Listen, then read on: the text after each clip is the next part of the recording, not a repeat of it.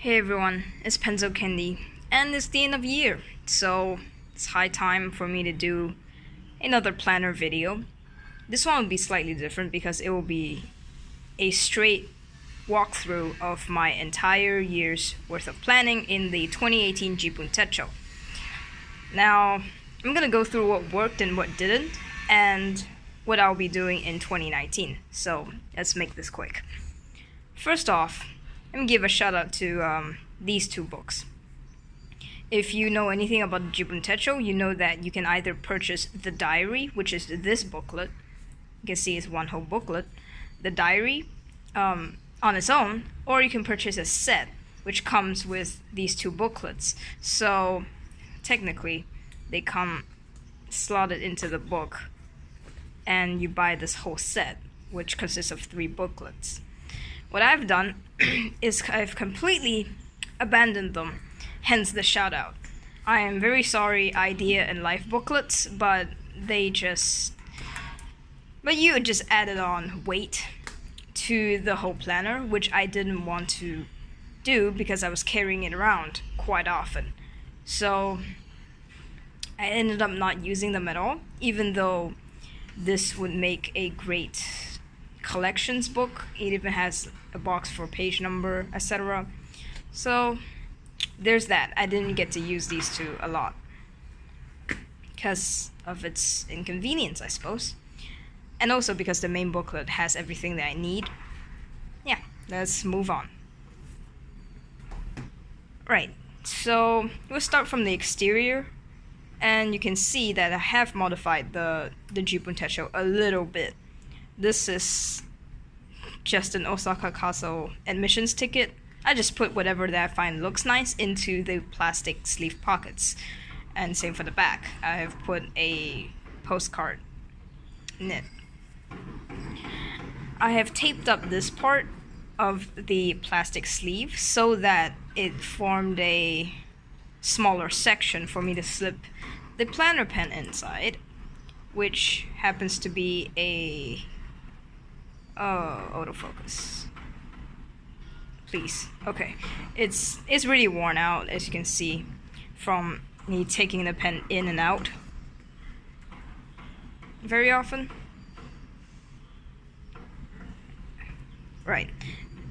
Okay, I apologize for this. But it's the Friction Ball Slim 0.38 in black. It's a really slim pen. Let me grab a typical sized pen. So this would be a Sarasa clip, and you can see that it's much thinner, it's compact, and it's erasable. So for me, it's the perfect planner pen. That slips in here every single time. This pen stays with the planner, so I don't actually have to think about stationery when I plan. I take the planner and the pen comes with it. It's very useful. Now at the back, I've gone through this in a planner hacks video, but it's the pencil board that comes with the planner, with the set, and it has a rubber band on it. So I put the pencil board in the back pocket, then wrap the rubber band in front to the relevant week's page. Hence it acts as a bookmark, but not just a bookmark. You open the planner and it opens directly to the spread that is relevant to you at that current time. And I think it's very, very helpful.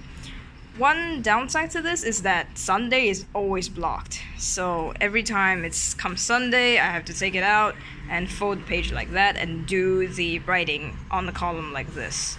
So that's one downside, but I'm willing to sacrifice. Another downside is all of the pages that are behind the weekly pages. So for example, let me just take this out since I've already explained it.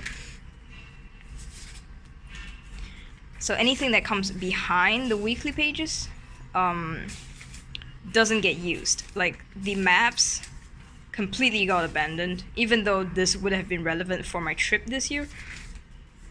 I didn't use these at all, and so is this. I didn't fill out the personal data at all. So that's the downside. However, I'm willing to make that sacrifice because having your planner open to the relevant page immediately, you don't have to fumble with bookmarks at all, is just great.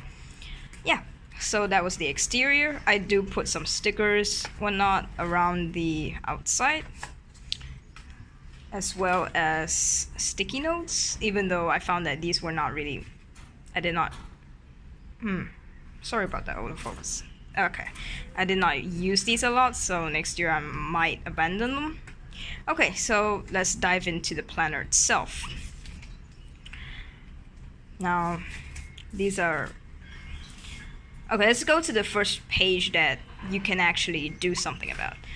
The weird year at a glance spread, I basically didn't use. That's a shame because I really like this spread. I like the concept and I like the cohesiveness of the spread. I think next year I may use it as a days tracker, just cancel out each day as it happens so I have a perspective of how much time is left of the year.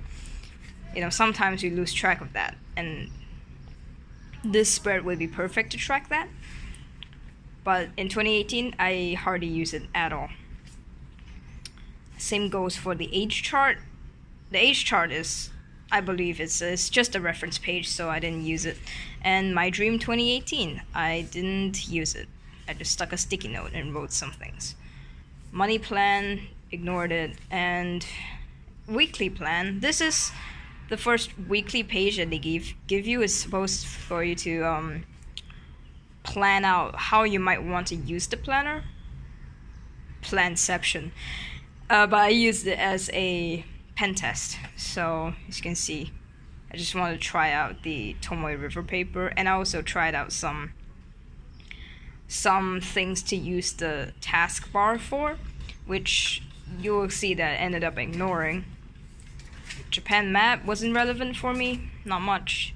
Favorite phrases, used it really inconsistently. Recommendations list, one of my favorite spreads because it's just a catch-all place for me to put all of my to watch and to read and to play list. So you see, like, I wrote down the type of media that it was, and it comes with a checkbox, so I can check it off once I read it. So this is going to get carried over to my 2019, not only the use of the spread, but also the contents. So anything that I didn't get around to doing, I will just transfer to 2019, and I will continue using it. Continue trying to, you know, consume these medias.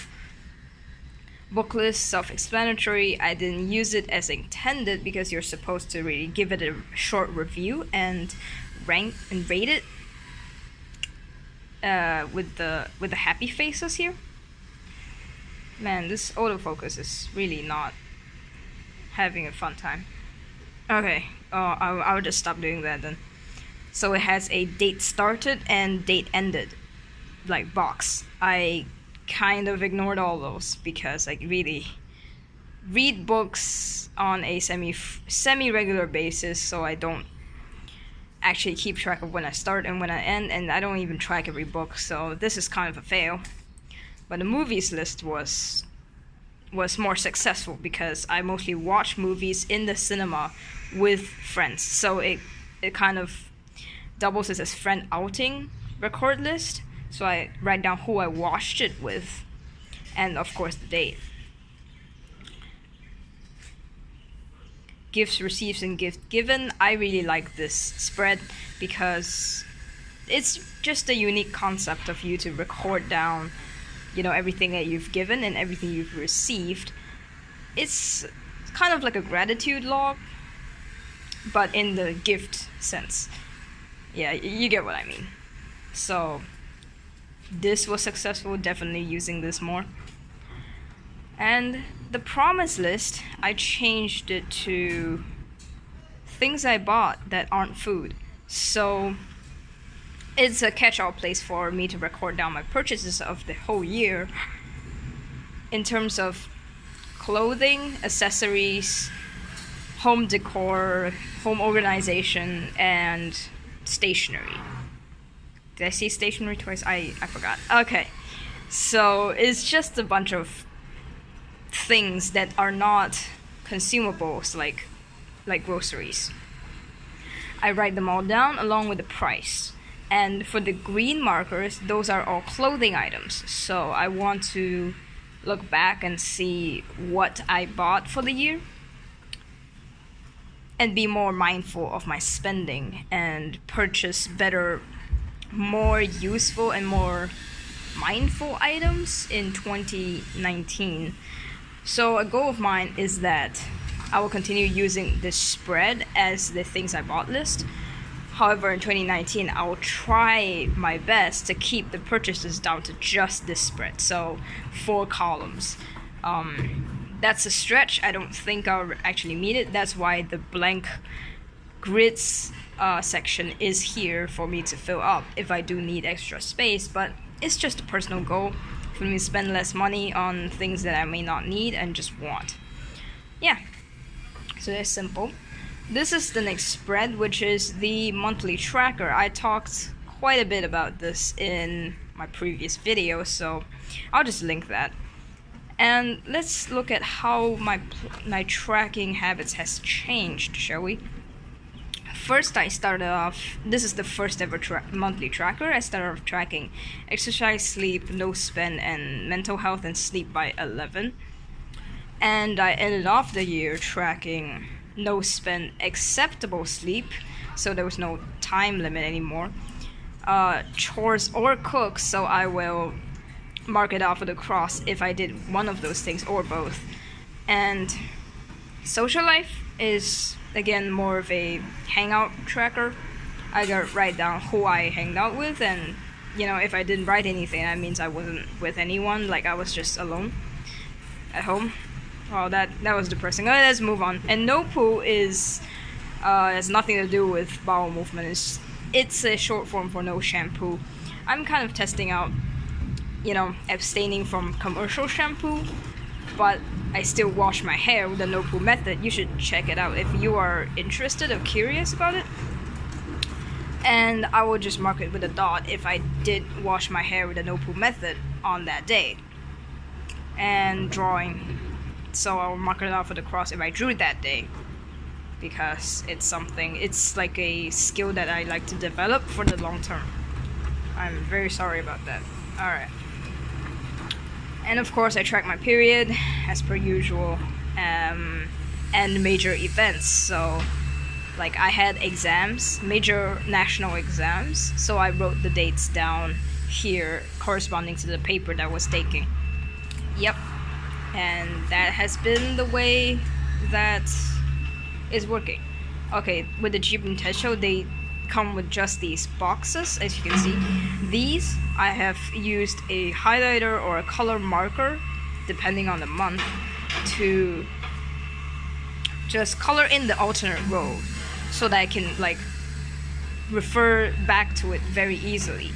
If you have no trouble with it, that's no problem, but I think I have the problem where I don't know which row is which at this point, when it gets to this point, when it's very far away from the start of the month. So yeah, I just alternate colored the rows. You might want to do that if you have the same problem. Let's move on. This spread is going to be used in the same exact way in the 2019 jibun techo. And it's a commonly used spread, so you can see there's a tab on it. That means I can open to the page anytime I want. And I change the tab every 2 months, so that, if it's October, I'll put it on this page instead. Self-explanatory. Let's move on. So these won't get used because I'll be moving planners. Okay, the monthly spread. I started off kind of strong, writing down all of the events that are relevant and color coding them as well. And I also striked off every day as it passed. Now, this didn't really last. As you can see, if I continue flipping through, I still denoted very important major events, but that was about it. I stopped recording down any appointments and events that were going to happen, and I stopped color coding them entirely. And at the end of the year, these are the exam dates, right? At the end of the year, it was relegated to a birthday list. It was just for me to write down the birthdays. I didn't use the monthly spread all that much at all. So I think that will continue in 2019.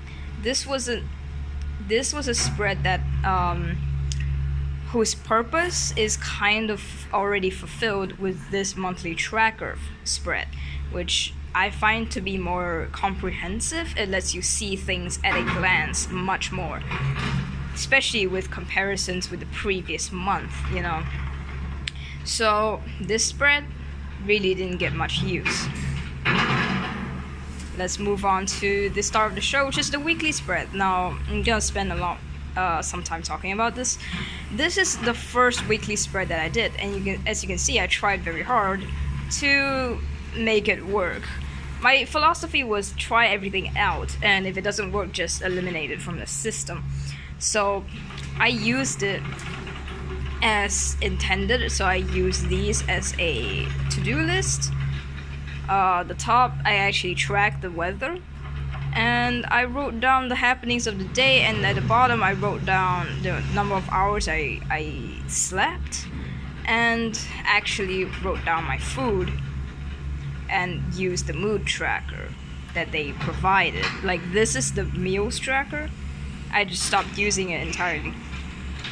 I also had a color code system for 4 colors. I wrote 4 colors in the color code legend, but only used 3.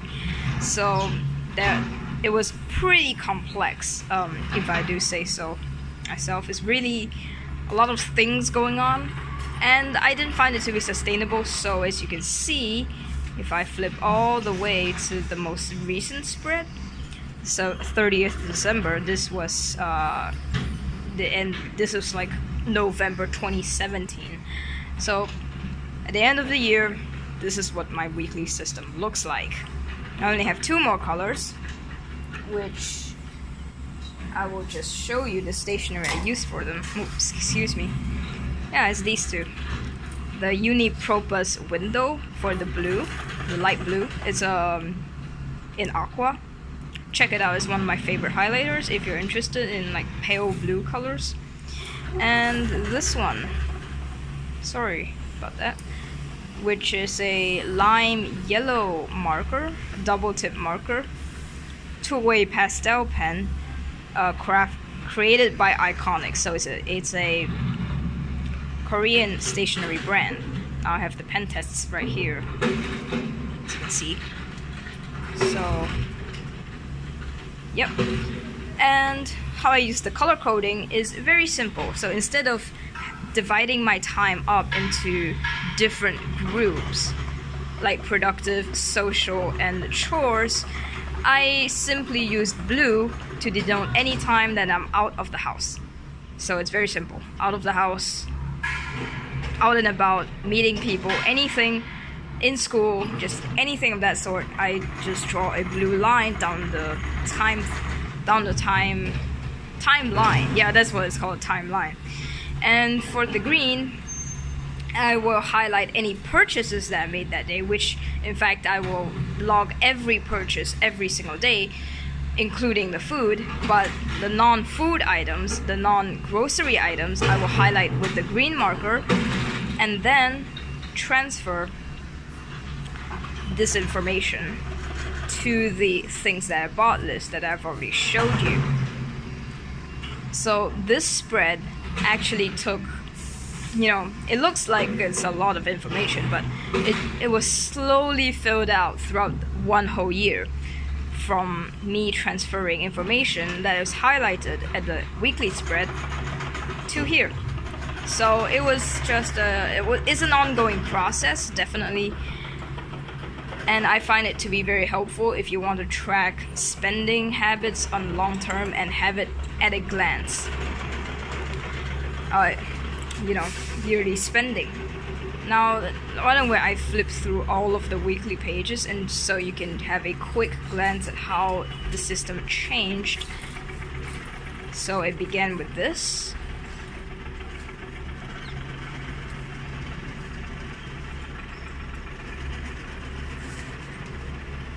I was still tracking sleep, and sleeping hours I denote with this shaded area.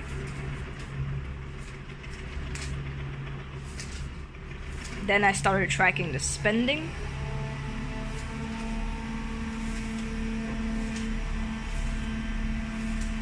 I tried when I ate with this Chinese character.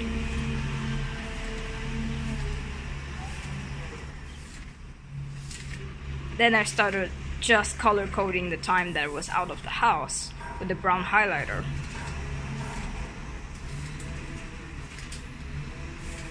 So I actually use the planner on a daily basis for the whole year, which is kind of impressive, like in retrospect, but when I was filling out the planner, it really doesn't feel very stressful at all because each day is only a tiny little column, unlike something with daily pages, such as the Hobonichi system.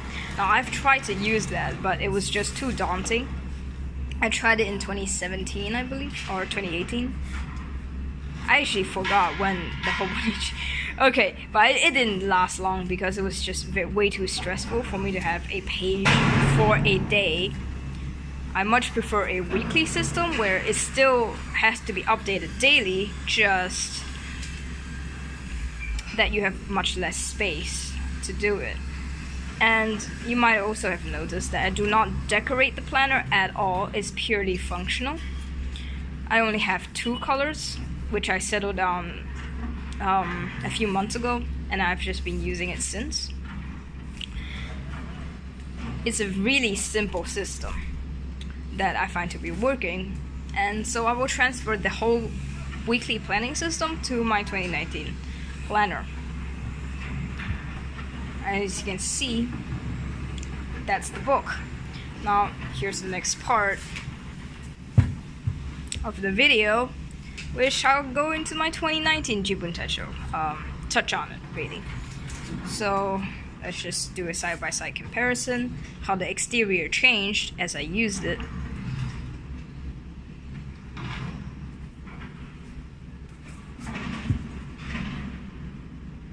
So it definitely got scruffed up, and the